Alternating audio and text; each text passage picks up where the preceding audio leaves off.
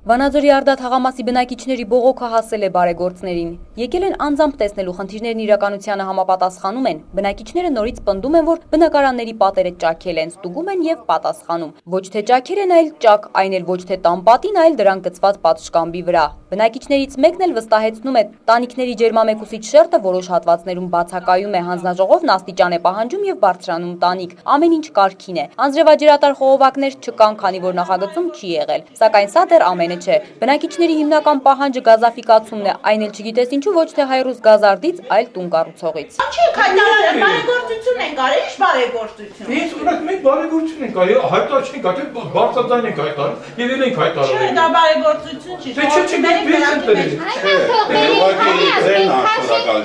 Թող գազը բերեն հայակ, մենք քաշենք տուն։ Դու ինձ մի ասեք, գազը գիտեսեքին ասեք, ես որ կապ չի, բայց ասեք 50%-ը ֆինանսավորում ենք։ Արել ենք այսքան էտել ենք արել։ Ստուգում են ու համոզվում, ինչի ականատես եղան, տեսախցիկից չեն թաքցնում։ Մտածենք, որ ինչ-որ մի բան կա, գուցե կնայենք։ Հիմա առավել ես համոզվում բացարձակ խնդիր չկա ստեյության, ինչ որ բարձրաձայնում էին։ Գիտեք, քաղաքականից սկսած մինչև չգիտեմ, սոցիալական ամենավերջի հարցերում ընդհանրապես կապ չունի մեր հետ։ Ընդհանրապես կապ չունի տան որակի, տան շինարարության հետ։ Էս չկա, այն չկա, բայց մենք ամեն ինչ կա տեղում, հա։ Մեկ բան է եղել, որ մեքենան խփելա, մեկ բարկոնը ինչ որ իջելա, ճաքել առաջացել, ինչ անենք։ Մեքենաներին բան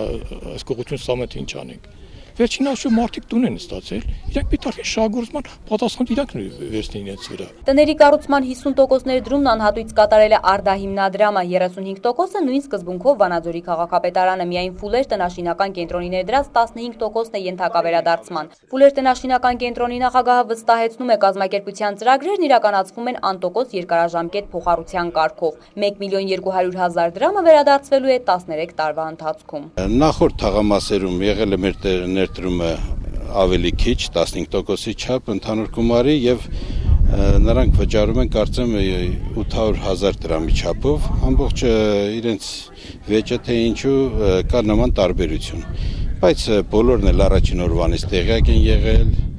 եւ բացատրական աշխատանքներով եւ պայմանագիր ստորագրելիս եւ անգամ վիճակահանությամբ իրենց տները ստանալիս ամեն ինչ տեղեկացվել են։ Հիմա գիտեք տարիների զրկանքներն ու այս ծանրությունը մարդկանց դեռ չի սովորեցել դառնալ երախտագետ։ Ուսումնասիրության վերջում փոքրիկ նիստ են գումարում իմի բերելու տեսածն ու լսածը որոշելու անելիքը։ Թեև վիրավորված են, սակայն որոշել են կրկին օգնել։ 2 շաբաթից անձրևաջրատարներ կտեղադրվեն, գազաֆիկացման խնդիրը լուծելու համար էլ Արդա բարեգործական հիմնադրամը գումարի 50%-ը կրկին կնվիրի։ Իսկ ոչ աղետի հետևանքով անօթևանների բնակարանաշինության 4-րդ փուլ կլինի թե ոչ, արդեն հարց է։ Հաջորդ նախատեսվում է։ Չգիտեմ, հիմա նախագծային process-ում ենք, այս կիսակառույցների հետ կապված, որ եթե Աստված հաջողի պետք է 20 բնակարան դառնա, բայց այս տրամադրվածությամբ չգիտեմ ինչ անենք։ Ինչ ասենք, մարդիկ իրենց ամենավերջի բան բերել են, ուսող լավ էլ, ինչ լավ, այս վիճակը հաստատ լավ բան չի անում էլի։ Հերմինե Զարմանյան, Արտակ Բրուտյան, Վանաձորյան օրեր։